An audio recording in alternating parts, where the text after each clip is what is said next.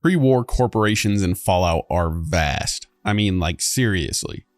Look how many there are. Most of them have dirty little secrets. We decided in this video to look at the bigger corps and their awful deeds. Show you guys just how far Fallout's capitalism became and how dark things really were behind the scenes. You know, genetic testing, concentration camps, child endangering, and the worst of all, mac and cheese that somehow lasted over 200 years. If you guys enjoy Fallout, then you're definitely in the right place and you should consider subbing. We've got a lot on the channel, and if you enjoy this vid, maybe leave us a like. We'd appreciate it. Enjoy.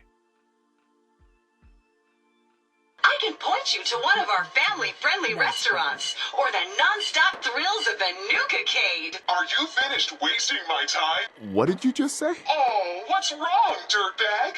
Too hopped up on chems to understand English? Oops, sorry about that little glitch.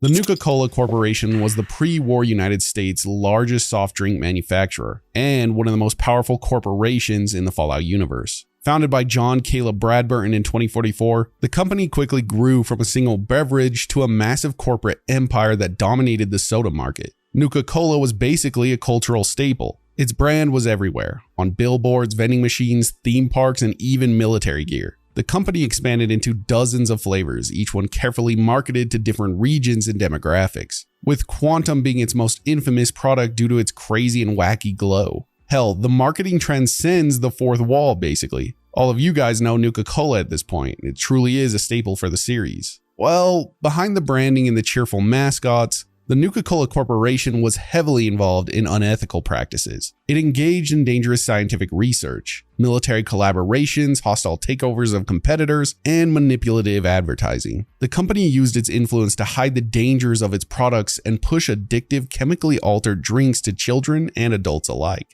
By the time the Great War hit, Nuka-Cola wasn't just a beverage company. It had its hands in genetic engineering, weapons development, cloning, and even the design of its own private theme park, Nuka World, which doubled as a front for corporate experimentation. The cheerful exterior masked a company that put profit above everything else, regardless of the consequences. Let's start with the development of Nuka-Cola Quantum, which involves some of the most unethical human testing in the Fallout universe. Most of what we know comes from terminal entries and holotapes found in Fallout 4's Nuka World DLC, specifically inside the Nuka-Cola Corporation offices in the World of Refreshment. According to these internal logs, the Beveragier team began testing Quantum using radioactive isotope called strontium-90, which they had originally developed for military weapons as part of Project Cobalt. During the first wave of trials, nearly every single test subject suffered severe internal organ failure and died within 3 days of ingesting the formula. And these weren't one-off incidents. Dozens of people were affected. Later, testing continued even after those deaths. One report documented 4 additional fatalities, 12 major organ failures, and 32 cases of radiation burns in a single batch. But even with all of this happening, the company pressed forward, considering the drink a success once they achieved the iconic glow that they wanted. The internal communications show how little regard Nuka-Cola had for the people involved. Instead of a real compensation, the corporation sent fruit baskets to the families and issued liability waivers in an attempt to avoid legal fallout. They labeled these outcomes as acceptable risk and moved straight into marketing the product to the public. All of this is discoverable in the Nuka World facilities, especially in the bottling plant and Bradburton's office, where terminals log details through project summaries. We also have incident reports and correspondence between employees. It's clear from these records that the Quantum project wasn't paused or restructured. It was considered a marketing triumph, regardless of the human cost. Internal memos and logs also reveal more about strontium-90, and that it was first designed for use in thermal weapons and advanced military armor coatings. The idea to repurpose it for a beverage came later, when the company realized the isotope caused a glowing effect. From there, the focus shifted from military application to marketing potential. The Beveragier team wanted a soft drink that glowed, something that would stand out on shelves. Nuka-Cola Corporation also had a long history of crushing its competition through aggressive business tactics, and the case with Vim Pop in Maine is one of the clearest examples. We're shown this in Far Harbor, where terminals and dialogue inside the Vim Pop factory give us the full extent of what happened. Vim was a regional soda company with a strong local following, and when Nuka-Cola tried to buy them out, the owners refused. Nuka-Cola, though, didn't take no for an answer.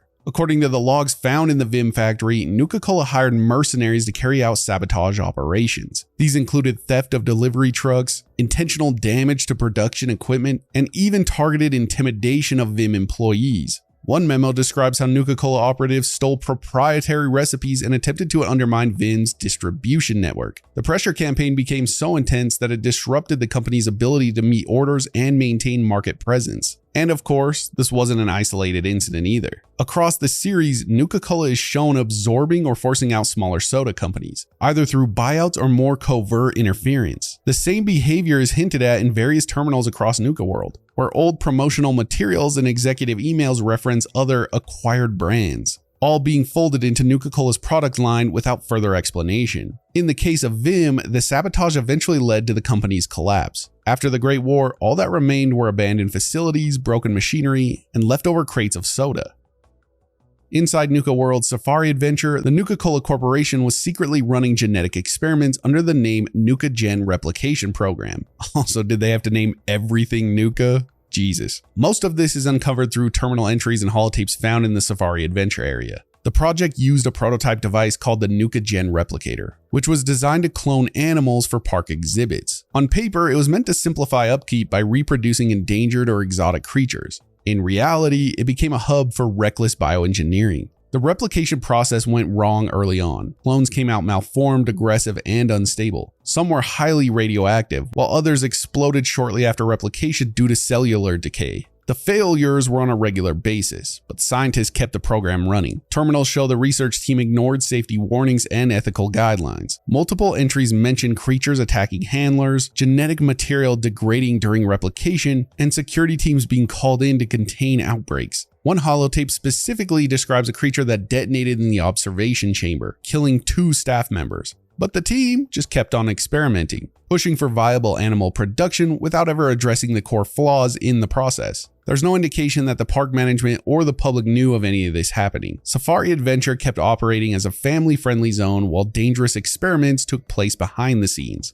The entries make it clear that Nuka-Cola Corporation wasn't trying to create a safe attraction, but were actually experimenting with unstable cloning tech, risking lives and using the park as a cover for their work. And let's talk about their marketing strategy. It relied on manipulation and misleading health claims. Across the series, especially in Fallout 4 and Nuka World, you'll find advertisements and terminals that show how the company promoted its drinks as healthy, energizing, and even vitamin enriched, despite the fact that they were packed with sugar, caffeine, and in some cases, radioactive material. Nuka-Cola Classic, the standard version, contained 120% of the recommended daily sugar intake, and more caffeine than most other sodas on the market. Yet promotional posters and ads called it a health tonic, and pushed it as part of a balanced lifestyle. They also heavily advertised the drink's supposed vitamin content, even though there's no indication any real nutritional benefit existed. In the original games and New Vegas, you can actually become addicted to Nuka-Cola due to the caffeine content. And Fallout 3 includes notes that characters suffer headaches and withdrawal symptoms if they stop drinking it. The company didn't stop at false health claims. In the theme park, terminals tell us how their marketing team focused on brand saturation by plastering ads over everything, even defacing landmarks. One incident involved Nuka-Cola executives putting their logo over the iconic Hollywood sign, altering it to read Nuka World. They also encouraged overexposure in schools and community centers to get kids hooked early. They sound like real peaches. Every piece of advertising was designed to hide the drink's negative effects while boosting its appeal. The use of glowing colors, catchy slogans, and mascots like Cappy created a cheerful image around what was essentially a highly addictive, chemically engineered product. The company viewed these tactics as a long-term investment. Get consumers hooked young, keep them dependent, and never mention the side effects. They ran several promotional campaigns that targeted children and families,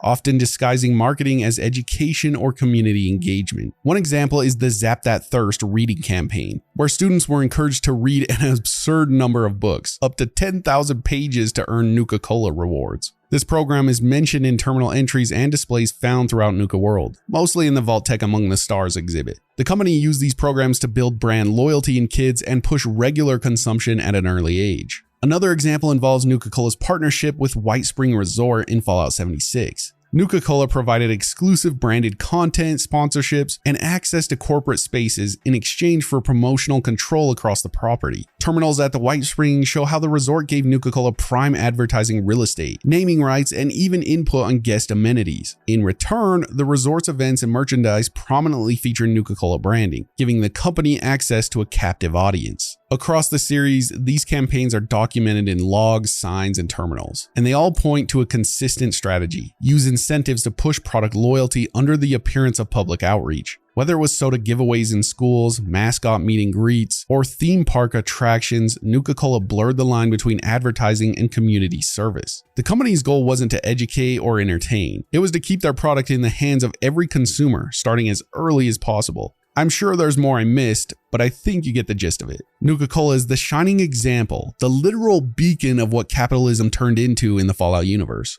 Corps were in charge and suffered pretty much no consequences.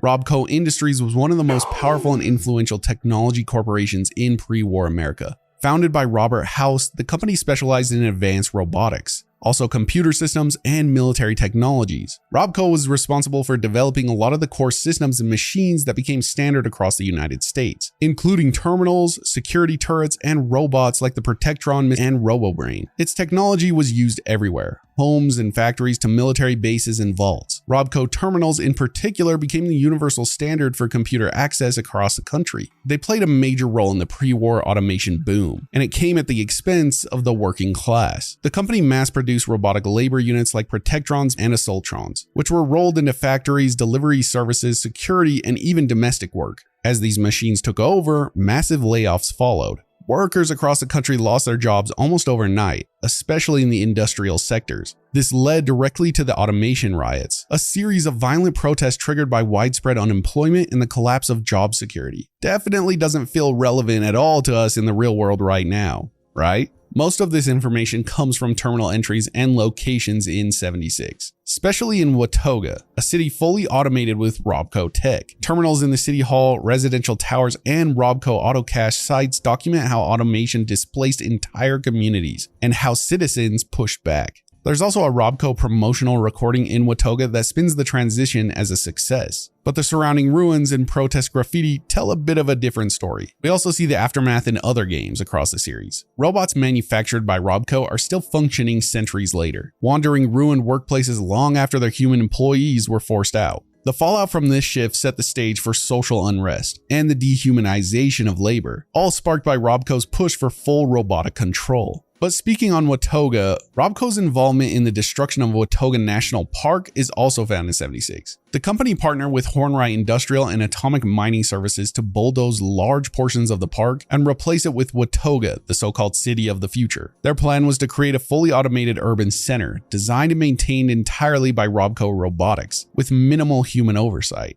Terminal logs in the Watauga Municipal Center and surrounding buildings show how RobCo executives secured federal and state backing for the project. In reality, they displaced ecosystems, wiped out protected wildlife zones, and transformed a public natural space into a corporate-controlled metropolis. Protests and pushback from local citizens were ignored or silenced through legal maneuvers and political influence. The environmental cost was significant. Native species were driven out, natural resources were exploited, and the park's original purpose as a recreational and conservation area was completely erased. The city itself became a showcase for RobCo's automation, packed with robotic security and surveillance systems, but lacked any human presence even before the war. RobCo Industries was also known for using hostile business tactics to absorb other companies and expand its control across multiple tech sectors. One of the most well-documented cases is its acquisition of Repconn Aerospace. In New Vegas, terminals inside the Repconn headquarters detail how RobCo forced a buyout between 2075 and 2076. The board of directors at Repconn were pressured into accepting the deal, likely due to RobCo's influence and market leverage. After the acquisition, Repconn's work shifted from commercial space travel to developing military rockets and weapons systems, clearly influenced by RobCo's existing military contracts. Another example involves the H&H Tools factory. The company was owned by Harold's family before RobCo entered the picture. Internal logs show us that RobCo engaged in predatory stock trading and leveraged buyouts to try to force the company out of business. This pressure contributed to the downfall of H&H Tools and the mental breakdown of CEO Robert House's brother, who became increasingly paranoid as RobCo edged closer to a takeover.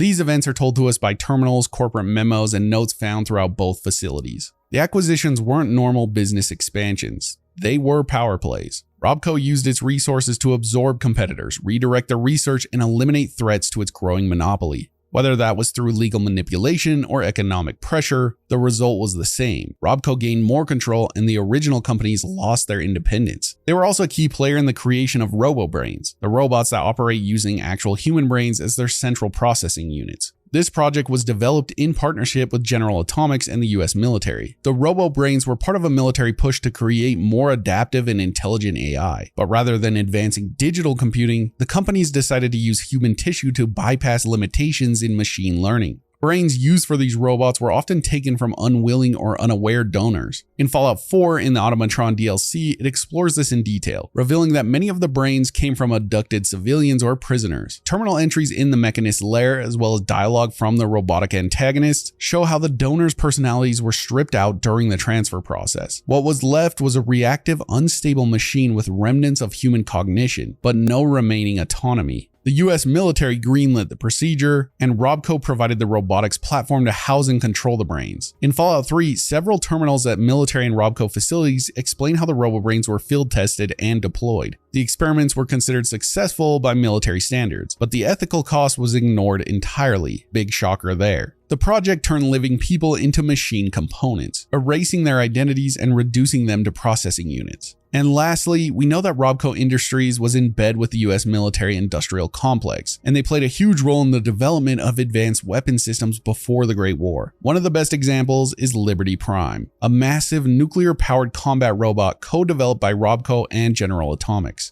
Liberty Prime was designed as a propaganda weapon for the Anchorage campaign, meant to project American military dominance while literally dropping nuclear payloads on enemy forces. Beyond Liberty Prime, RobCo supplied automated turret systems, security bots, and even vault defense mechanisms that appeared in several Vault-Tec installations. Terminal logs in vaults and military bunkers show us that RobCo's technology was used to secure high-value government assets, without regard for safety or civilian control. Some of these systems went haywire after the war, continuing to attack anything not programmed as authorized personnel, including survivors. Their close partnership with the military allowed it to integrate its robots into every level of US defense infrastructure. Terminals and facilities like the Boston Airport, Repconn test site, and RobCo sales and service centers mentioned joint development efforts and weapon trials. RobCo wasn't just a tech company. They were a weapons manufacturer disguised as a consumer robotics firm, with a catalog that included everything from turrets to nuclear mechs. Their role in developing and distributing these systems helped escalate pre-war tensions and made the post-war world far more dangerous. We could do an entire video on RobCo,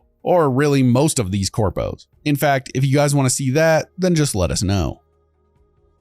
Enjoy the benefits of your nuclear tomorrow. Sound familiar? Before becoming a radioactive landmark in the heart of post-apocalyptic Boston, mass fusion was the shining jewel of New England's energy scene.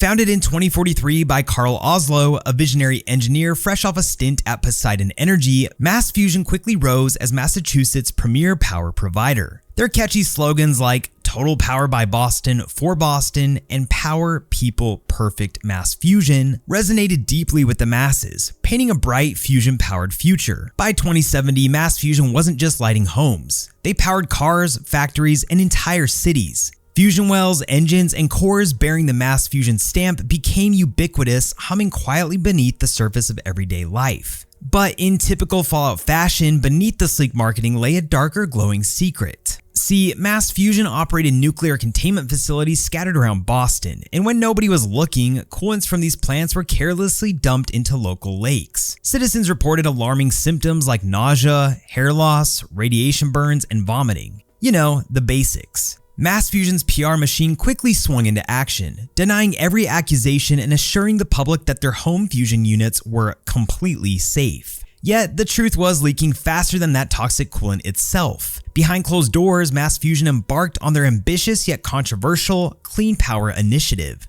Under this banner, scientists Carl and Noel developed the groundbreaking beryllium agitator, a revolutionary fusion component promising limitless clean energy. Initially designed to propel civilian energy forward, the project soon drew the attention of the military. Pressured by powerful military contracts, mass fusion accelerated the project, pushing past safety limits in a frantic race for innovation. When Noel voiced concerns about the reckless pace and potential risks, Mass Fusion swiftly silenced him. He was fired, burdened by a strict non-compete clause, and buried under legal paperwork. Another casualty sacrificed at the altar of profit and ambition. Fortunately, physicist Kathy Hathaway's breakthrough work with graphene shielding stabilized the beryllium agitator at least momentarily. Testing began on July 30th, 2077, and by August 29th, the fusion reaction was officially declared stable. But does stable mean safe? Not necessarily, particularly when Poseidon Energy, Mass Fusion's ruthless competitor and Oslo's former employer, came knocking, eager to seize control of the company just days before global catastrophe.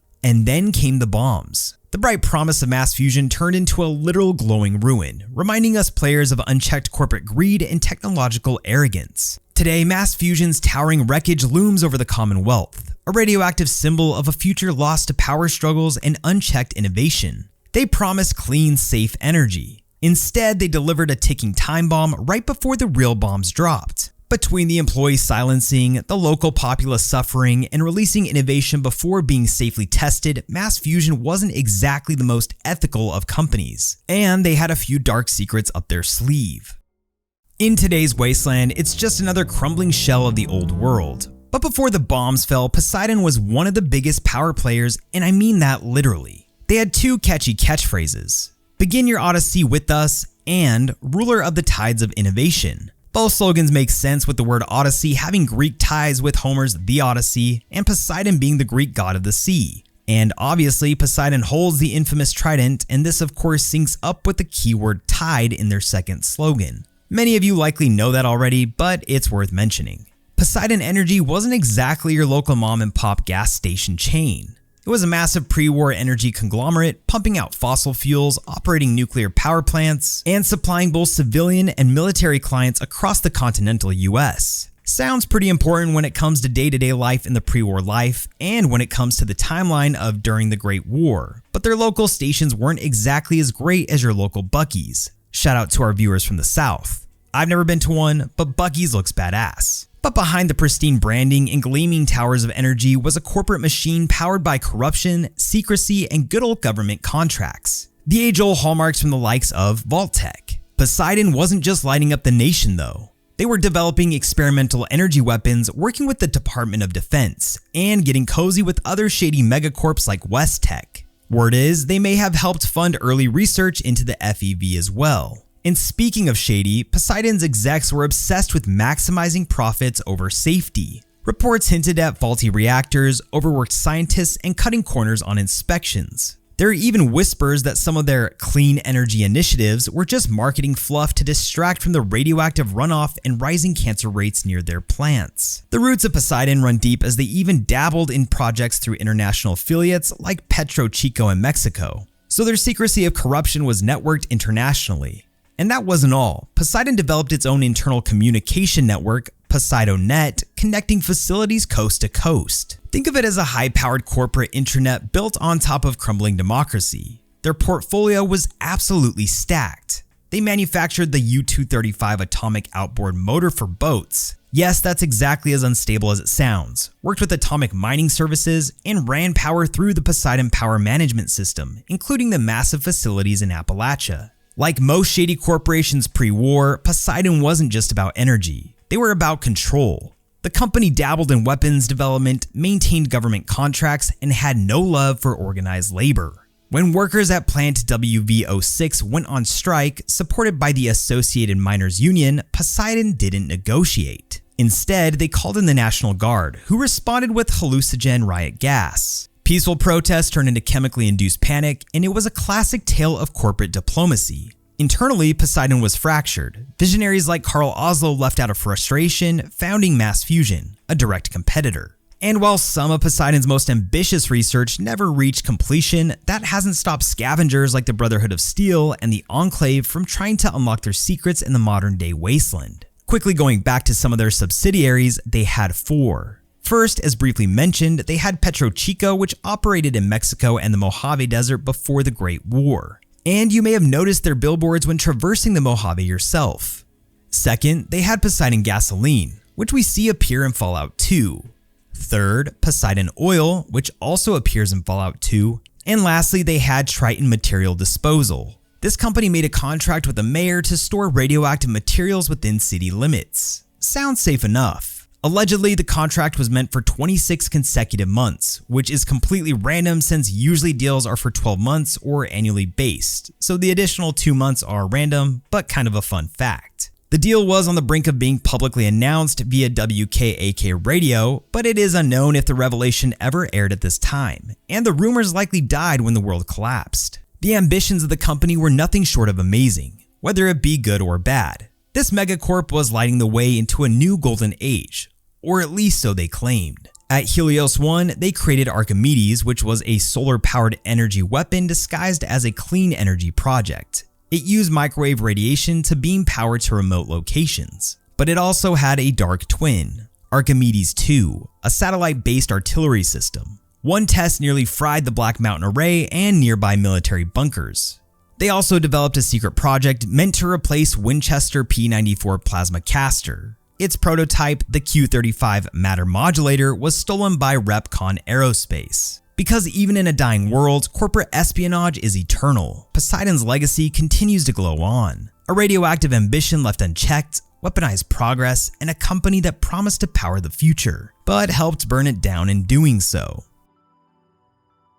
Okay, we aren't going to cover any of the vaults because that would take forever. In fact, we already have a video covering every single vault on the channel and it's nearly 5 hours long. So yeah, if you want more information on those, I'd recommend it. It's probably one of our best. Vault-Tec built hundreds of vaults across the United States under the pretense of protecting citizens from nuclear war. But most of these vaults weren't designed to save people. They were built to run social experiments. Only 17 were true control vaults meant to function as survival shelters. The rest were customized for different long-term studies on human behavior under stress, isolation, and manipulated conditions. Each vault was given a specific experimental scenario, and none of the residents knew what was actually happening. Examples are everywhere in the series. Vault 11 forced residents to sacrifice one person every year or be killed by the vault's security systems. Vault 87 was used for the FEV experimentation, turning residents into supermutants. Vault 112 trapped its residents in a virtual simulation controlled by a single overseer. These experiments were designed to collect data on everything, from obedience and leadership under pressure to how long people could survive in a sealed environment with extreme limitations. Vault-Tec ran it all under the radar, using entire populations as live test data. They never told residents the truth about what they were signing up for. People entered the vaults thinking they were getting long-term protection from nuclear fallout, but in reality, they were being used as unwitting test subjects. There was no informed consent and no explanations about the true nature of the experiments. Once the vault doors closed, residents were locked into whatever scenario Vault-Tec had planned, ranging from psychological torture to drug trials and forced social restructuring. Vault 106 pumped psychoactive drugs into the air filtration system to observe the effects of long-term exposure. Vault 69 was designed with a population of 999 women and 1 man, just to see what could happen. Vault 108 had a clone lab and intentionally unstable leadership, creating a civil war among identical versions of 1 man. In all of these cases, the people involved had no idea they were part of an experiment. They believed they were being kept safe from the war outside, while Vault-Tec was collecting data on how humans would respond to extreme and cruel conditions. A lot of Vault-Tec's experiments weren't just manipulative. They were straight up fatal in most cases. Many vaults were designed to push residents past their breaking point, both physically and mentally. Some involved starvation, others introduced deadly diseases or unstable social systems, or even regular killings as part of the vault's routine. Vault 22, for example, was focused on bioengineering plants to recycle CO2, but ended up infecting the entire population with a spore-based fungus that turned people into mindless carriers. Vault 11 forced residents to vote on yearly human sacrifices under the threat of mass execution. Vault 95 was filled with recovering addicts, then later stocked with drugs to observe relapse and self-destruction. These experiments led to psychological collapse, mass death, and in many cases, the complete failure of the vault's population. Vault-Tec documented everything, treating human suffering as data collection, and never attempted to intervene or shut the projects down. They didn't limit their experiments just to the vault residents either. Employees were used the same way. Internal records and terminal entries from across the series show us that the staff were often subjected to high-stress environments, unethical medical trials, and manipulative working conditions. In some vaults, the staff didn't even know they were part of the experiment until it was too late. Over time, these conditions led to breakdowns, rebellion, and suicide among staff members. Vault-Tec documented the effects on both employees and residents, showing that no one involved was actually safe from the larger experiment. The corporation treated its own personnel as tools to be studied, not protected. Vault-Tec designed many of its vaults to operate under strict surveillance and authoritarian control. Overseers were given broad, often absolute power, and many vaults were outfitted with monitoring systems to record every aspect of residents' lives. That includes their conversations, behavior, medical data, and more. In some cases, Vault-Tec even encouraged overseers to create hostile or violent environments, just to see how people would react under the pressure. In every case, Vault-Tec made sure every outcome was recorded. Surveillance, terminals, biometric data, and behavioral logs were all part of the infrastructure. The company wasn't interested in helping people survive the post-nuclear world. It wanted to know how far people could be pushed before they broke. Overseers weren't guardians, they were operators in a long-term human trial. They built their entire public image around the promise of safety and survival. Their advertisements, brochures, and government partnerships all claimed the vaults were cutting-edge shelters designed to protect American citizens from nuclear war. Marketing materials praised the vaults as patriotic duty, a chance to rebuild America from underground. In reality, the company never intended most of them to support long-term human life. Vault-Tec executives knew full well that many of the vaults were never going to save anyone. They were research facilities disguised as bunkers. Even high-ranking government officials weren't fully aware of the details in some cases. Vault-Tec buried the truth behind legal contracts, fake safety guarantees, and sealed doors. They are probably the most evil corporation on this list by far. What they want all this data for and what they plan to do with it is anyone's guess. Currently, we don't even fully know just how much of Vault-Tec still exists. Oh, new to the hunt, are ya? Well, listen carefully, as old Festus don't like to repeat himself. Before Nuka-Cola took over the soft drink world, there was a fizzy, frothy, root beer flavored legend sweeping across the American Southwest. It was called Sunset Sarsparilla, and unlike its competitors, it didn't come out of a corporate boardroom, but from a saloon. Pretty fitting considering the world of New Vegas and its Wild West tones. Founded way back in 1918, the Sunset Sarsparilla Company was born when a small-town barkeep tried to craft a new drink. As the story goes, a mysterious stranger at the end of the bar offered a family recipe for sarsaparilla in exchange for a lifetime supply. The next day, the stranger turned up dead due to bandits. But by sundown, the recipe appeared on the barkeep's doorstep, sealed with a blue star. That bottle became the first batch of Sunset Sarsparilla and the beginning of a legend. A dead stranger and a finger pointed at bandits, but then a recipe all of a sudden shows up on a doorstep.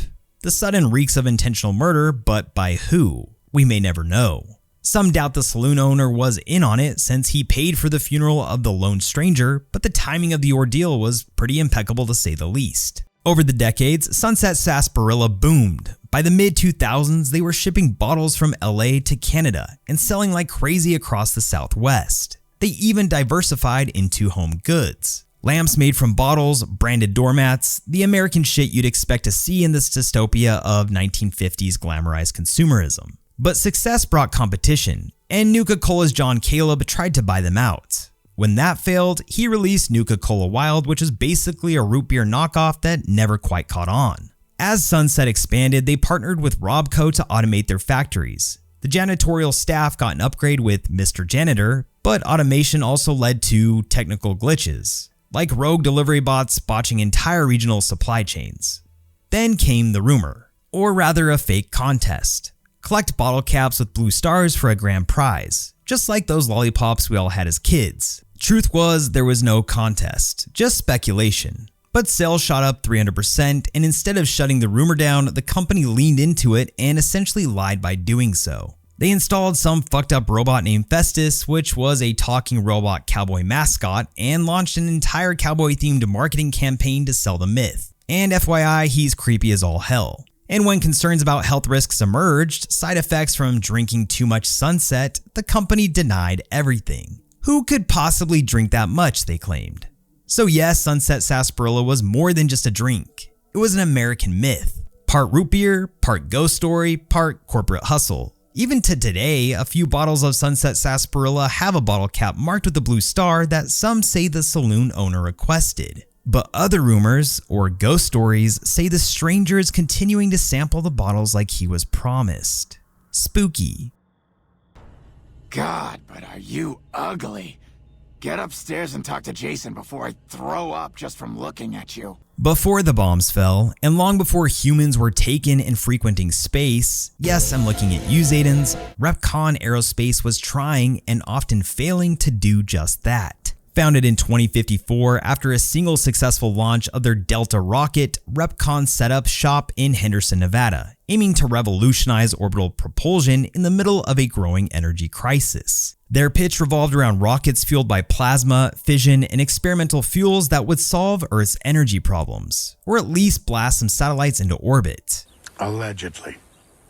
Their early efforts were disastrous to say the very least. Think less space age and more local hazard. Explosions, toxic spills, and one very unfortunate illness known as the Repconn Shakes, caused by kids mistaking their isotope 239 igniting agent for Nuka-Cola. Oops. Still, the company pushed forward and miraculously expanded, fiercely independent until two corporate titans came sniffing around: Poseidon Energy and RobCo Industries. See, Repconn initially resisted, especially under Vice President Leonard Steeple, who was dead set against becoming a military contractor, yet business was a little slow. But betrayal came from within. Julia Masters, the CFO at the time, secretly worked with RobCo's manager, Pierce Isley, to sell out the company. The board voted Steeple out, and in 2076, Repconn was absorbed into the RobCo empire. But I don't want to simply glaze over this. Julia Masters was actually representing Repconn over in LA at Vault-Tec's HQ way back in the day. And as we all know, Vault-Tec was a defense megacorporation. So they invited other defense contractors over like Robert House, West-Tec, and others. So clearly between Julia and the rest, it seems they had like-minded interests.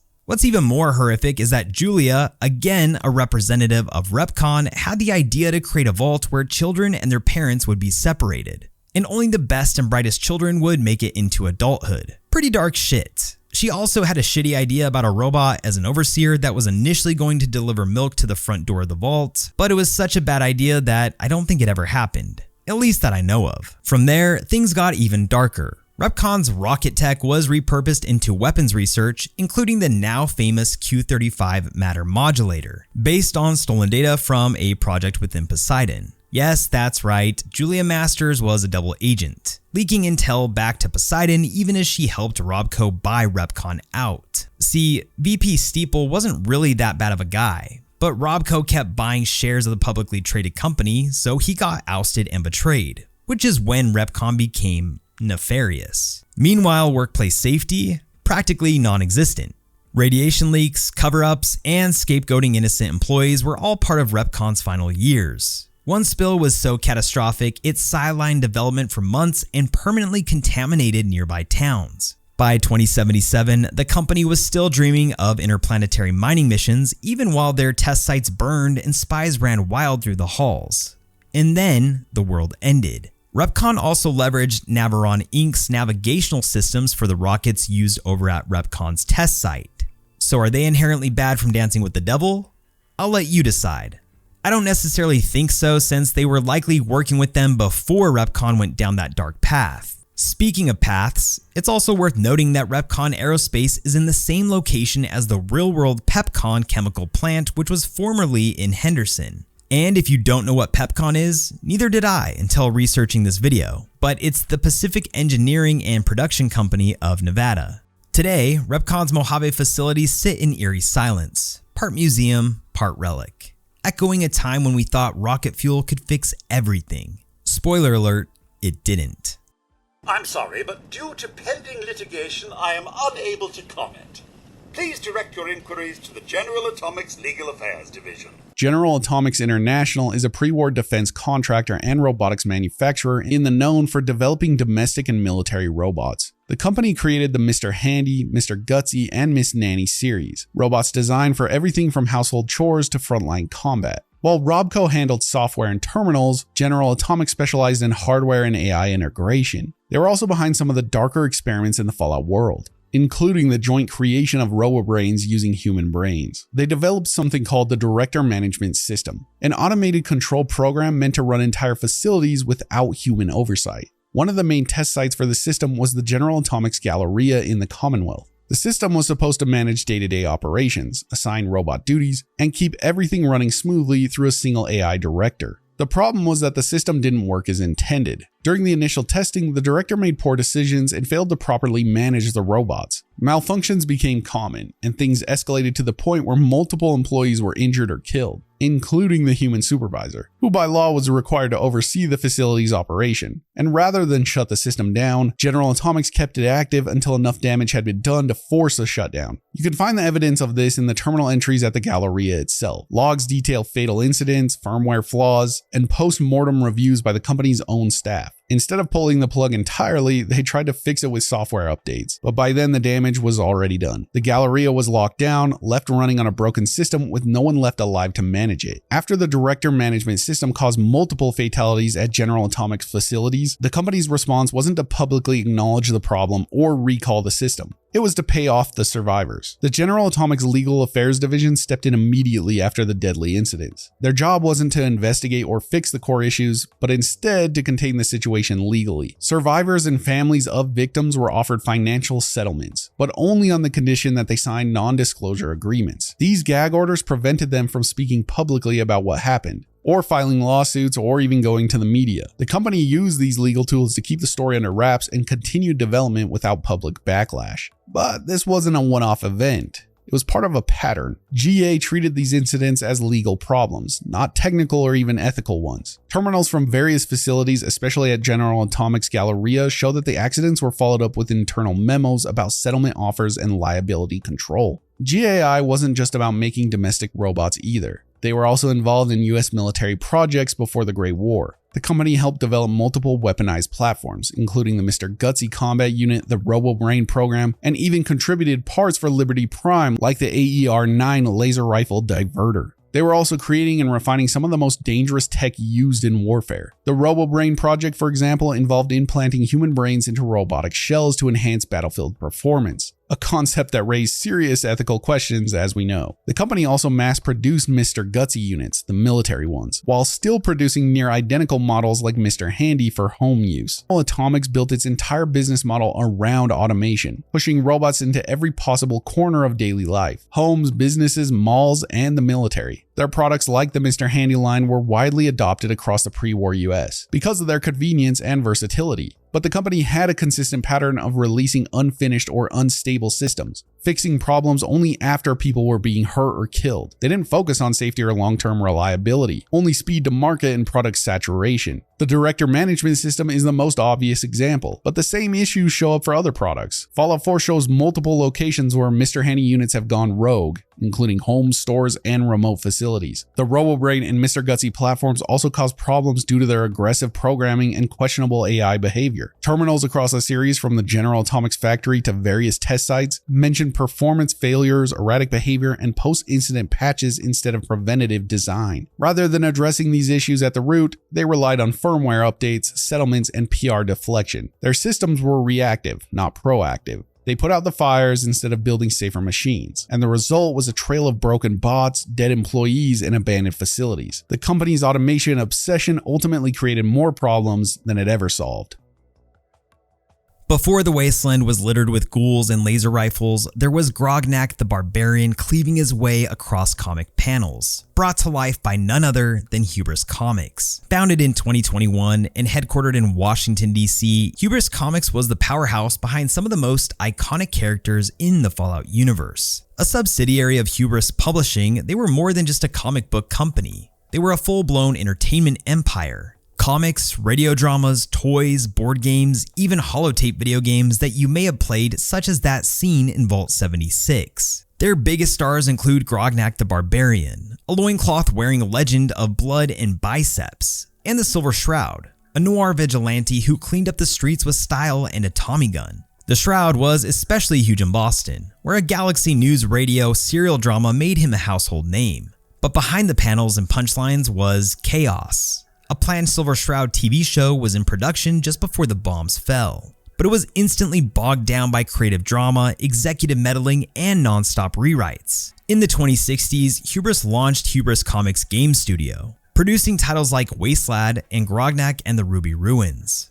One of their most ambitious projects never made it past beta before the world went nuclear. And like most corporations of that era, Hubris Comics couldn't resist a little government partnership. They teamed up with Vault-Tec to insert Vault Boy into titles like Hell's Chain Gang and produce full-blown propaganda comics for the US military under the Tales from the Front series. With titles like Liberated Canada, The Red Terror, and Someone Must Die, these comics weren't exactly subtle. They were patriotic, punchy, and unapologetically pro-war. Oh, and let us not forget the unstoppable Shindig board game, because nothing sells toys quite like radiation-fueled superheroes. The propaganda that Hubris got involved with was all for the sake of money, and it makes them just a hair less likable.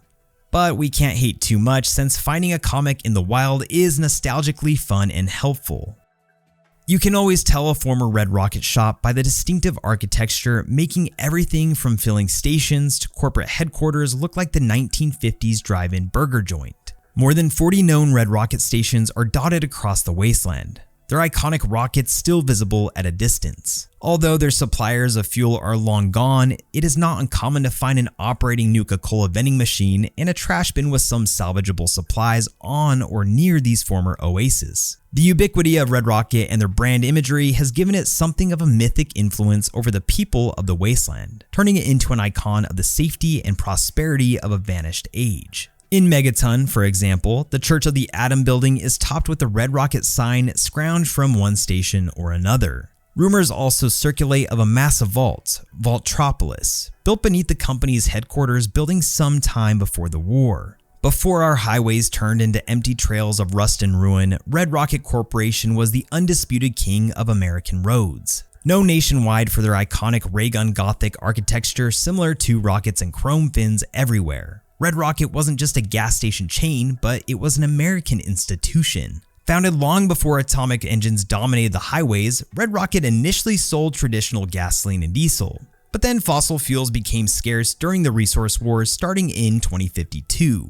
Red Rocket didn't just adapt, they thrived. With the invention of fusion energy cells in 2066, they rapidly pivoted to become America's go-to fusion fueling and coolant refilling station. Red Rocket was extremely smart. They still offered gasoline and diesel to appeal to nostalgic drivers and vintage car enthusiasts, ensuring a near monopoly on the East Coast market. But Red Rocket wasn't extremely content merely by pumping fuel.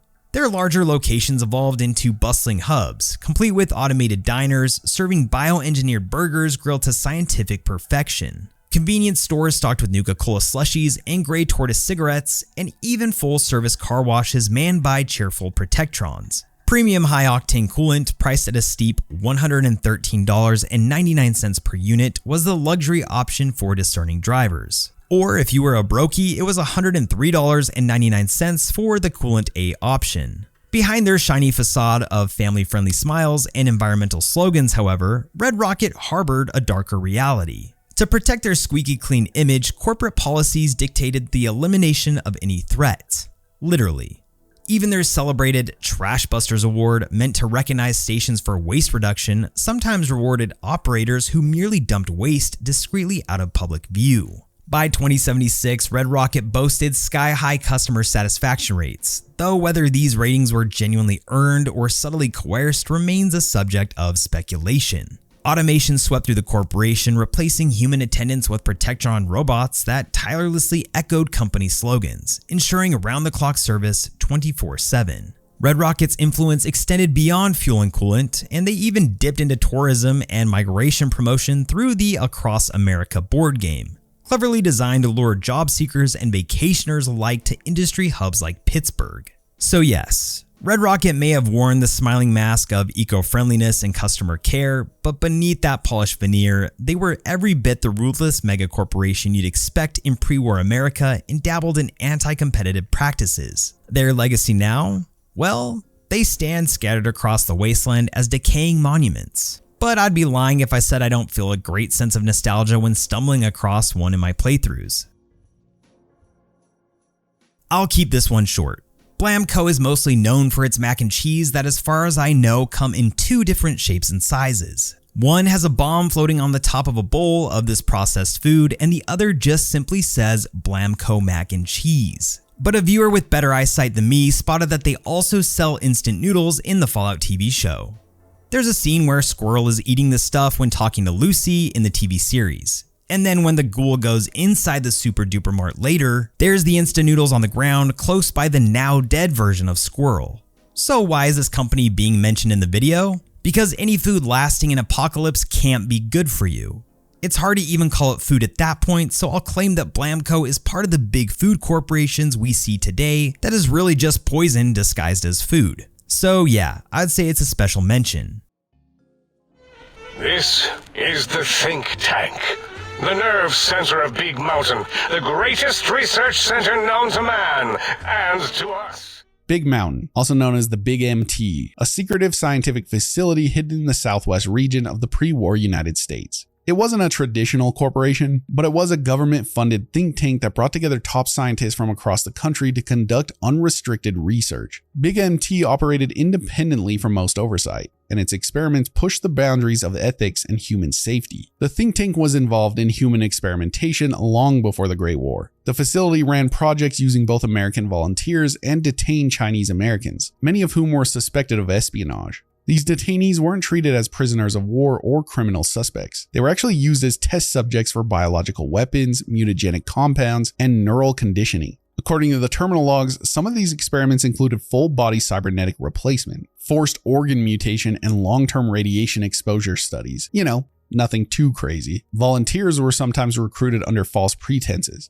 told they were contributing to national defense. Then they were subjected to painful or lethal trials. These participants had no choice at all. They were confined in on-site holding areas and cycled through experiments without legal protections or oversight. The people involved were often reduced to numbered designations, especially in lab reports, and their outcomes, death, mutation, or irreversible brain damage, were all logged as data. At Big Mountain, human testing wasn't the exception, it was standard practice. It also housed an on-site concentration camp built in cooperation with the US military. Most of the prisoners were Chinese Americans accused of being enemy agents, but there's no evidence that trials or proper investigations were ever conducted. These individuals were used for testing biological weapons, psychological conditioning, and cybernetic enhancements, often without anesthesia or regard for survival. Terminals and journals from the Old World Blues DLC confirm that the camp was not a temporary holding facility. It was designed for long-term detainment and constant experimentation. Victims were regularly rotated through testing chambers and medical labs like Y-17, many of which were set up for invasive procedures. Some detainees were lobotomized, others were transformed into spliced creatures or cybernetic constructs. The camp was built into Big Mountain's infrastructure and treated as just another part of the research pipeline. When Big MT started running low on test subjects, they launched two internal programs to keep the human trials going: Project Burke and Project Hare. Project Burke involved digging up graves to collect fresh corpses for experimentation. Project Hare went even further. They began assassinating civilians to harvest live human subjects. These were random targets chosen to meet research quotas. The names of these projects were based on real-world body snatchers, William Burke and William Hare, who murdered people in the 19th century to sell their bodies to anatomists. The reference wasn't hidden at Big Mountain. The scientists use it openly, which shows how normalized these actions were within the facility. It's kind of horrifying. The scientists treated the killings and the corpse collections as a logistical problem. They kept count of bodies like lab supplies, and any hesitation about ethics was dismissed. These projects were approved, organized, and run directly out of Big Mountain, with full knowledge of what they involved. One of the earliest and most destructive experiments at Big MT took place in the Y0 Research Center. The experiment was so massive, it physically blew the top off the mountain, turning the site into a crater. And instead of shutting things down or investigating the blast's long-term effects, the scientists just kept going. They expanded their operations directly into the newly formed crater and continued using it as their primary research zone. Whatever they were testing at Y0 was powerful enough to vaporize an entire mountain peak. There's no record of evacuation or post-blast safety assessment. The crater was simply absorbed into Big MT's layout, and research continued on as usual. It's another example of how Big Mountain treated catastrophic failure as just a minor inconvenience. They're also responsible for creating some of the most dangerous mutated creatures in the wasteland, and these weren't natural mutations. They were engineered in labs by the facility's research teams. Creatures like the Cazadors, Night Stalkers, Cyberdogs, Spore Carriers, and Lobotomites were all products of Big MT experiments. Each one was designed for specific goals: combat enhancement, behavioral control, or hybrid biology, and most of them ended up escaping containment. Cazadors were made by splicing DNA from insects with modified traits to make them faster and more aggressive. Night Stalkers were the result of fusing canines with rattlesnake genetics. Spore carriers came from fungal infection tests gone wrong, and lobotomites were captured humans stripped of their higher brain function and turned into living drones. All of these creatures now roam the Big Mountain and the surrounding regions, attacking anything they come across. Most of them even spread to the Mojave Wasteland. But their focus wasn't just biology. They also developed advanced military-grade technology, much of it intended for assassination, surveillance, and large-scale combat. Some of their standout creations include the Robo-Scorpions, heavily armed mechanical drones built with ranged weaponry and armored plating. These machines were designed for battlefield deployment and autonomous hunting missions. They were prototypes, but fully functional and extremely aggressive. The facility also produced modified cyber dogs equipped with enhanced senses and weaponized implants, along with advanced energy weapons like proton axes, LAER rifles, and specialized pulse guns. Some of this tech was tested in-house, while other prototypes were intended for sale to military clients or Black Ops programs. Terminal logs in Old World Blue show us how the scientists saw weapons development as a core priority. These tools weren't designed with control systems, proper failsafes, or civilian safeguards. Once a prototype was built and tested, it was either archived, left active, or used for further experimentation. Many of them, including the Robo-Scorpions and prototype drones, still roam the Big Mountain crater, attacking intruders automatically. The science behind them was cutting edge, but the way that they were handled turned Big Mountain into a live weapons testing ground with no security protocols in place. After the Great War, the lead scientists at Big Mountain transferred their brains into robotic shells known as the Think Tank. This was a deliberate choice to remove their physical bodies so they could continue to work without limitations. Each member of the Think Tank was essentially immortal, sustained by cybernetic platforms that allowed them to think, communicate, and operate machinery indefinitely. But the longer they remained in that state, the more disconnected from reality they became. The think tank continued running experiments with no oversight, no ethics, and no sense of consequence. Anyone who entered Big MT willingly or not risked being captured and experimented on. The think tank had no grasp on human suffering anymore. They operate like a research algorithm. The scientists admit to horrific experiments without understanding why they were wrong. They didn't turn evil, they just stopped being human in any way that mattered, turning Big Mountain into a machine-run laboratory where nothing was off limits. One of the worst places here is the Y-17 medical facility, where the science crossed the line into outright torture. This lab specialized in neural experiments, trauma conditioning, and full body modifications. Victims brought here were subjected to forced electroshock therapy. They also had things called trauma override harnesses and surgical procedures designed to override basic motor functions. Many of the patients had their minds wiped or replaced entirely with artificial behavior controls. One of the most well-known victims of Y-17 is Christine Royce, who was captured and operated on by the think tank. Her vocal cords were removed, her skull was split open, and parts of her brain were surgically altered, all without her consent. The trauma override harnesses used in the facility were originally meant to control soldiers after death, reanimating them as programmable units. These harnesses were later left on the bodies of former test subjects, which still patrol Big Mountain as hostile glitching experiments. You encountered these lobotomites throughout Old World Blues, roaming the crater and attacking anything that moves. A lot of them wear surgical gear or have visible implants where their skulls were opened. Terminal entries confirm that lobotomization was fully automated and routinely used as a catch-all solution for containment. Instead of killing intruders, Big Mountain preferred to wipe their minds and turn them into another controllable unit. Some lobotomites were former scientists, soldiers, or civilians. The process didn't discriminate. It was cheaper than incarceration, quicker than processing, and in the minds of the think tank, more efficient. These people weren't considered losses. They were seen as recycled assets. Once someone became a lobotomite, their identity was gone for good. They weren't patients or prisoners anymore, just walking tools with no will of their own. Don't let the fun, crazy music and bright atmosphere confuse you when you play the DLC. This place is truly evil. These scientists you talk to are mad. This place is actually hell. I'll be very upfront about this one. The capital Post, spelled either with an A or an O, depending on whether you're looking at a Fallout 3 loading screen or not, doesn't necessarily have any types of espionage or hidden DoD contracts that we have seen throughout some of the major pre-war companies we know about. However, one common theme that it carries over is forms of propaganda. But should we really be surprised by that? I mean, this is a mass media news outlet. Throughout our time playing Fallout, we have seen articles written about the commies getting crushed and Alaska being liberated, which is reminiscent of the Cold War era. But we've also seen factual news being stated as well. What stood out to me is that this newspaper shamelessly has Vault-Tec ads in their articles. Now sure, we could give them the benefit of the doubt and say that maybe Capital Post was completely unaware about any dark doings of the company or the evil plans they had in mind, but I do want to say that Vault-Tec had a lot of high-up connections. Would we really kid ourselves in believing that media outlets were unaware of any or all of Vault-Tec's conspiracies? I can't help but think that Vault-Tec likely had the ear of someone in the Capital Post. Plus, the newspaper is filled with military propaganda to begin with. So for that reason, this newspaper made the list. Founded way back in 1931, Vim burst onto the scene as an energizing health tonic. Think miracle elixir, but tastier and less snake oil-ish. While it never quite achieved Nuka-Cola's global dominance, Vim was king in its home state of Maine, where sipping a bottle became practically a state tradition. They even tried to officially crown it Maine's state beverage, but things didn't quite bubble up as planned. Vim's troubles began swirling when legal drama crashed their marketing party. The spotlight fell on a messy altercation involving a Vim factory employee named Alex, who allegedly punched a woman at a bar. Although multiple witnesses swore Alex acted purely in self-defense, the local news jumped on the story fast, branding Vim with controversy and forcing the company to reel back its TV ads. But legal woes weren't the only storm Vim faced. Nuka-Cola, the corporate giant, was sniffing out a vulnerable competitor.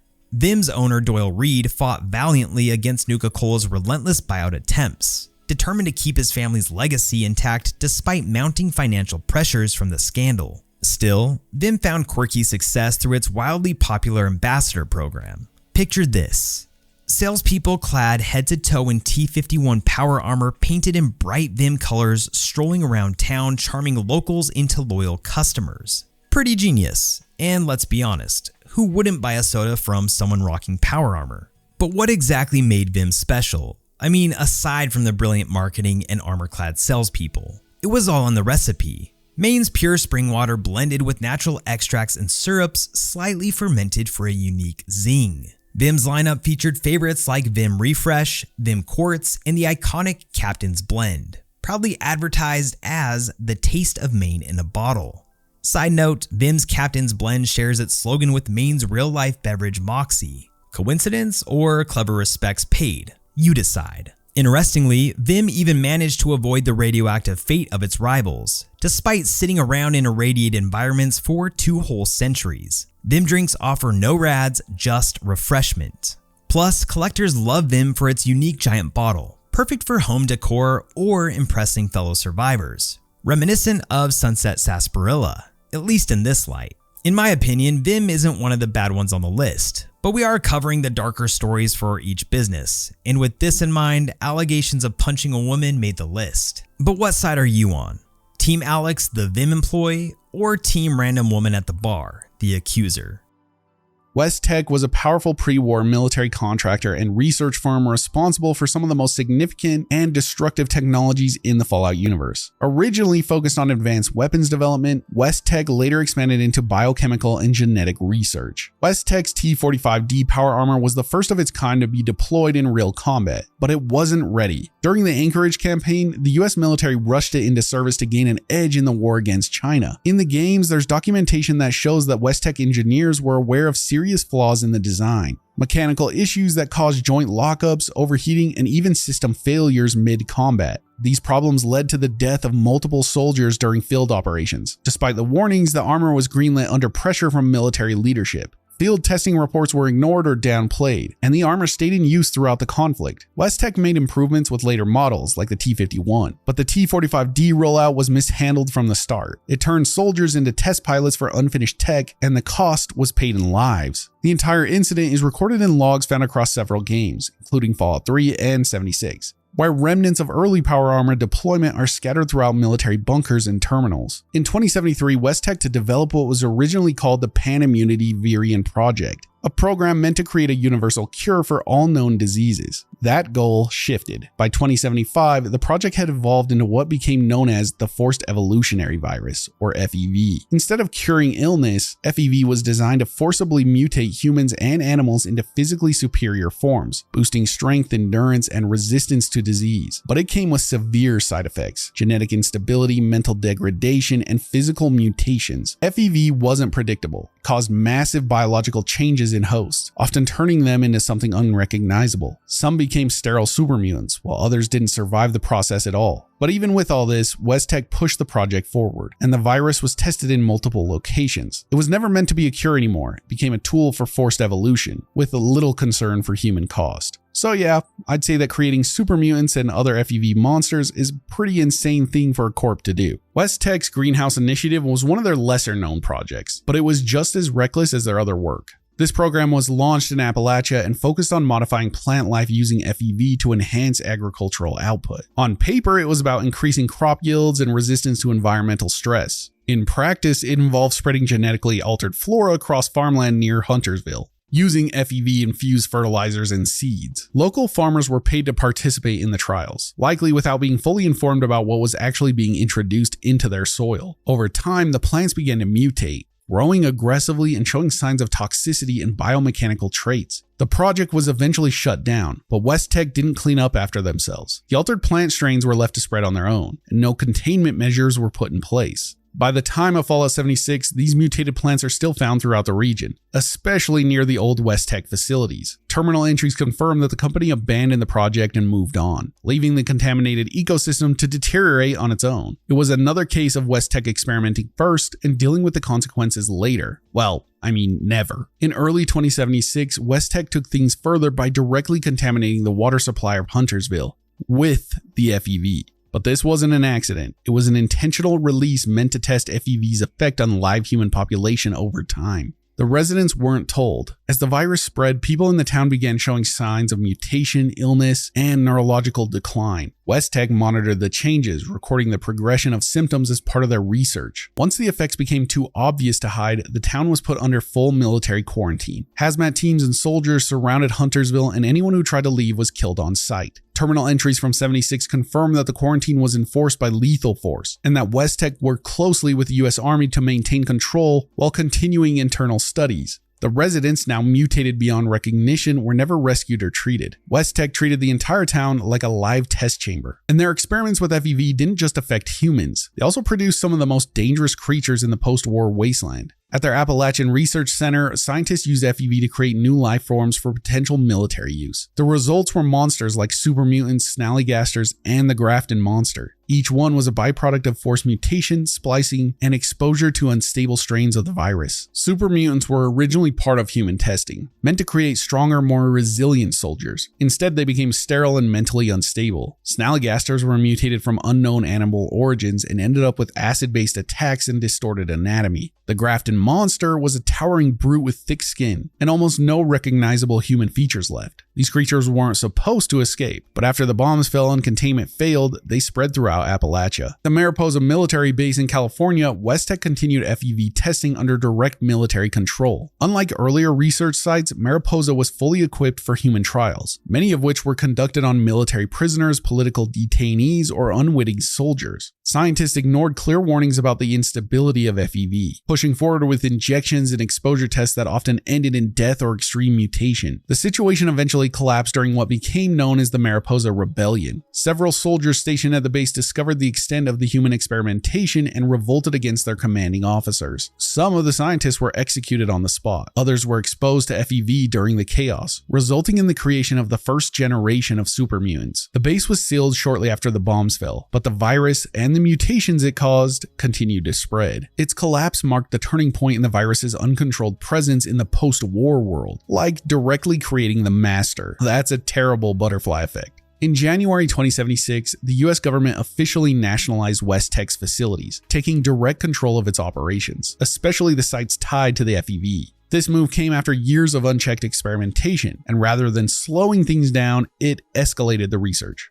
Military oversight shifted priorities toward weapons development, tactical applications, and accelerated mutation trials. With government control came looser ethical standards. Research was pushed forward with a focus on combat readiness, not safety or containment. Test subjects were acquired more aggressively, and the timeline for results was shortened. Terminal entries from Fallout 76 show that the military brass worked closely with Vault-Tec scientists, approving increasingly dangerous procedures and suppressing internal concerns. The focus was on producing results before the war escalated. no matter the cost. FEV development became a state-backed weapons program, and any remaining safeguards were dropped. Instead of pulling West-Tec back, the government gave them a blank check and permission to keep going until it was too late. After the bombs fell, West-Tec's Appalachian Research Center was still operational, but only for a short time. On October 30th, just days after the Great War, surviving staff deployed a neutralizing agent across the site in an attempt to stop the spread of FEV contamination. The records suggest that this was a last-minute response, likely because the situation had spiraled out of control, but the damage was already done. Rather than stay and take responsibility, the remaining personnel abandoned the facility. They left behind contaminated labs, unstable test chambers, and mutated creatures that had already started spreading beyond the complex. FEV had seeped into the environment, into the soil plants and local wildlife, and there was no cleanup effort. The mutants, the virus, and the legacy of the research stayed behind, and now we have to deal with it 200 years later.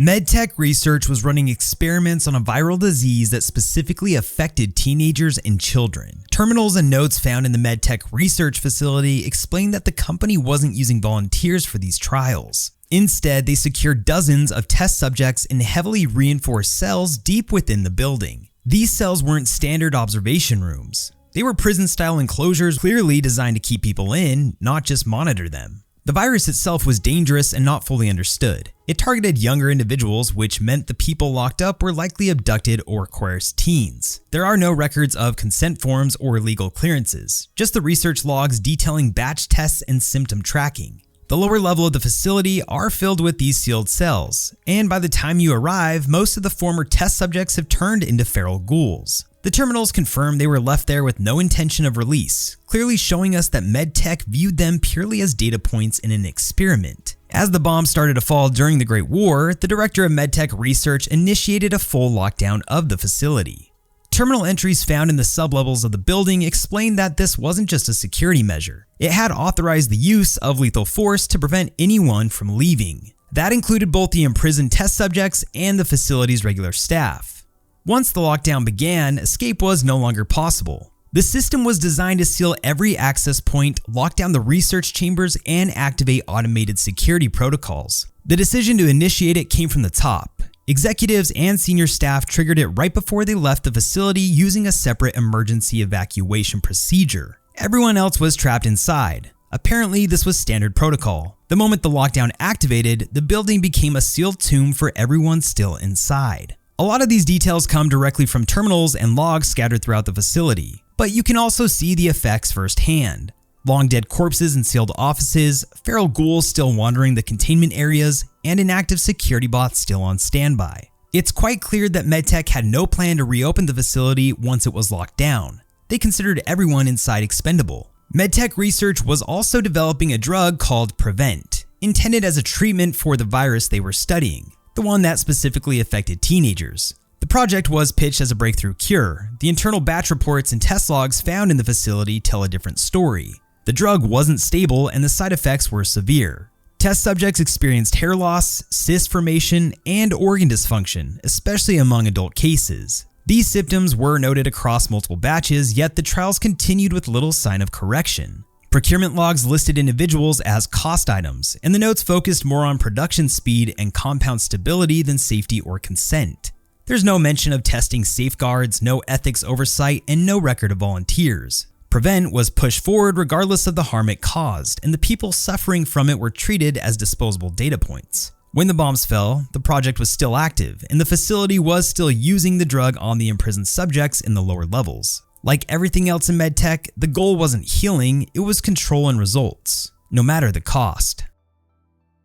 Ah yes, Lobster Grill. The pre-war chain in Maine and West Virginia. Nah, I'm just fucking with ya. There's nothing nefarious about this business. But while we're on this topic, this was basically the Red Lobster of the Fallout universe, which you can find in Appalachia and Maine today. What's more ironic is that giant hermit crabs now use the company's fleet of vans as shells. There's your fun fact for the day.